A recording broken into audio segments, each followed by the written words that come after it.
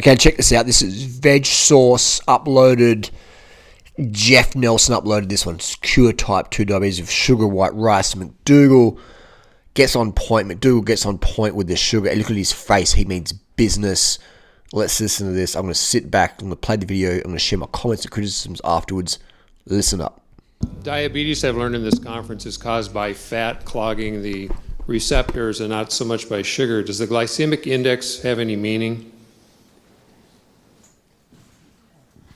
I don't put a lot of stock in it at this point. If you eat a whole food, just quickly, look how nervous Clapper is. He sees, he feels. Look at McDougall's body language. He's like, he's tilting. His head's tilting away from Clapper. He's like, I don't know this fucking Clapper clown. And look at Clapper's body language. He's sort of like arching up here. He's defending. He can feel McDougall disapproval. His hands going up. He's getting ready for the bitch slap. He's like, oh my God, I'm siding with Dr. Greger. I'm just going to get bitch slapped by McDougall. And McDougall's just like down, looking down. His body language is like disappointed. If this guy was my son, I would have banned him right now. And you can sort of see that, feel that here. You look at the body language. Just as a classic frame. Anyway, let's listen to it. A whole food, plant-based diet, nothing's going to shoot your blood sugar up. It's the refined carbohydrates that get us in trouble. And if you hold your fruit moderate, like Dr. McDougall said, the whole grains have such an easy glycemic curve to them that you're not going to get in trouble, and I never really pay attention to it. And the glycemic index also is for individual foods, and nobody really eats individual foods. You eat a whole meal, and it's a matter of what that whole glycemic load is. So the whole concept is pretty minimal. Eat whole plant-based food. McDougall can't wait. He's going, oh my God, this dude, this clown, what the fuck's this clown doing up here? What's he doing up here? You got the old mate on the end going, okay, what's McDougall going to say? And this guy here, who's that? It's a Goldhammer or someone looking at McDougall going, all right, let's start the party. Let's start the party. Body language, the hands are up. He's still thinking, McDougall going to slap me. Let's listen up. Foods, enjoy lots of fresh fruits and veggies, and you ought to do fine. I wouldn't worry about it. Yeah, this is one of the most important thing for the consumer and scientists and medical doctors to get straightened out. And it should have been straightened out in the 1920s when a fellow by the name of Percival Himsworth published his basic research, and it was all published by 1940 in the British Medical Journal. And it's just no question about it. Fat, we're talking about pig fat, cow fat, olive fat, paralyzes insulin, increases insulin needs. Carbohydrate, including pure white sugar, increases the sensitivity to insulin. It was published by Brunzell from the University of Washington in the New England Journal of Medicine in, I think, 78. Brunzell's his name. He took type 2 diabetics. He made a synthetic diet, 45% sugar, and then doubled white sugar, maltodextrose, plain table sugar, doubled it to 85% white sugar. Every aspect of the diabetes improved.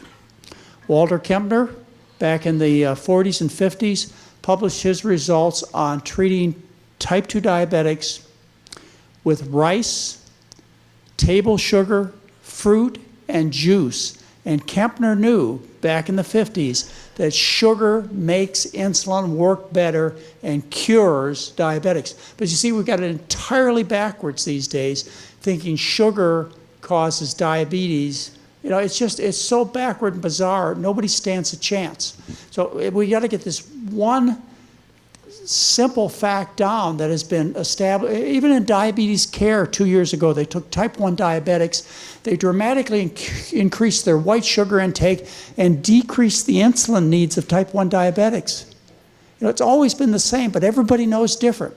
Don't eat potatoes, turns to sugar, makes you fat, gives you diabetes. It's exactly the opposite. That's what Dr. Greger says. Sugar causes obesity, type 2 diabetes, excess carbs turn to fat, turns to obesity. Dr. Greger, please, Dr. Greger, please do a response video to this one, please. In terms of ultimate disease outcome.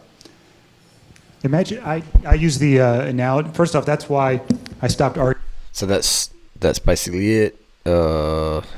Last bit. Thank you. Type 2 diabetes is 100% curable. You need to know that. It's a matter of changing diet, but it's also a matter of losing weight. And unfortunately, people are so confused. Not that the science is confused, it's just the practitioners are confused. So there you go. That's the deal right there. Boom. That's why that's why I've had so much success with type 2 diabetics. I've been coaching over the last 18 years. I knew about this stuff 18 years ago when I was reading Dr. McDougall's books and The Food Revolution by John Robbins back in 2001. So, fat paralyzes insulin, white rice, sugar, fruit, the highest sugar things out there. Good for diabetics. It's just the fat though. People have a Mars bar, which is 50% calories from fat, and then they have diabetic complications in terms of insulin resistance, and they blame the sugar in the Mars bar. It's the fat. Take out the fat in the Mars bar, and you're left with sugar. Fruit, basically. Mars bar is a banana without the fat, with the fat. So this is just the craziness here. The contradictions are real. Dr. Greger drops the ball. McDougall owns Dr. Greger. And that ain't clickbait. That's just the truth. That's just the truth right there. So I'd love to see Conor McGregor get in the ring with McDougall having debates. Give the video a thumbs up if you'd like to see that. Be fantastic. I know Greger wouldn't get on debate with me because he likes to pretend that myself and McDougall don't exist and pretend that that sugar's the culprit, carbs are the culprit. But otherwise, McDougall there's just cleaned it up, owned it, done deal. So if you do have anyone with diabetes type 2, get them off the fat. Simple as that. And watch a few more of these videos. It's very, very basic. Fat paralyzes insulin. Sugar increases insulin sensitivity. The more sugar you eat, the better your diabetes control will be. Simple as that. And there's a guy out there with type 1 diabetes, Robbie Barbaro. He eats almost a pure sugar diet. And check out his channel, Robbie Barbaro. Done and dusted. Sugar cures diabetes. Fat causes it. The science is there. Take it or leave it. You can disagree with us, but you're still going to be wrong. Simple as that. Jason Fong, no idea.